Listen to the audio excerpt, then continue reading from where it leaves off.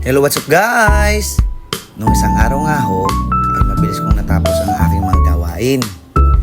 Kaya mapapansin nyo, ay malaya na ako. Sana all, malaya. Joke lang ho. Malaya na akong mahigop ng mainit na kape at kumakain ng mainit na pandesal. Habang ako ay nakaupo, pinagmamasdan ko ang aming sasakyan na kulay brown. O, akala nyo 4 wheels na. Bike pa lang ho ang aming sasakyan. Wala pa ho kasi kaming pambili sa ngayon ng para sa 4 wheels. Kaya tsaga-tsaga muna kami sa aming Honda Vios na brown na 3 wheels.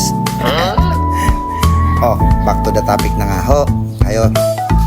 Sa kasarapan ng aking pagmo-moment ay may bigla naman nag-chat sa akin. Akala ko kung sino na eh.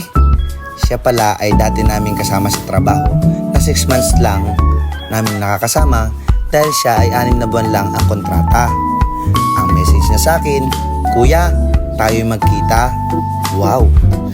Ilang buwan na nga din ho siyang walang paramdam. Kaya naman, naantig ang aking damdamin dahil hindi niya ako nakakalimutan. Dali-dali ko nga ho siyang sinundo ng aking motor sa may kanto. Excited na ho ba kayong makita kung sino ang aking bisita? Yan! Siya nga ho pala ang Joshua Garcia ng Samar. Diba ang pogi niya? At may pasalubong pa. Alam niyo ho ba kung ano ang kanyang dalada para sa akin? Huwag niyo na humulaan, baka magkamali pa kayo ng hula.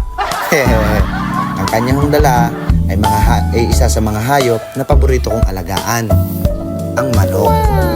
Ayos, may ipapanakaw na naman ako. Naisip ko lang sa video kong ito, can you imagine, ang layo ng Samar, grabe ang effort para masuklian niya daw ang kabutihan ko para sa mga non-reg o casual na hanggang 6 months lang nakatulad niya. Kaya naman, Joshua Garcia ng Samar, isa kang tunay na alamat. Moral lesson: kapag kabutihan ang itinanim mo sa kapwa mo, kung matinik ay malalim. Tama gaho? Seryoso na ho tayo. Kapag kabutihan ang tinanim mo sa kapwa mo, mas mabuti din ang aanihin mo. Okay ba guys? Kung okay kayo, okay na okay din ako. Thank you guys!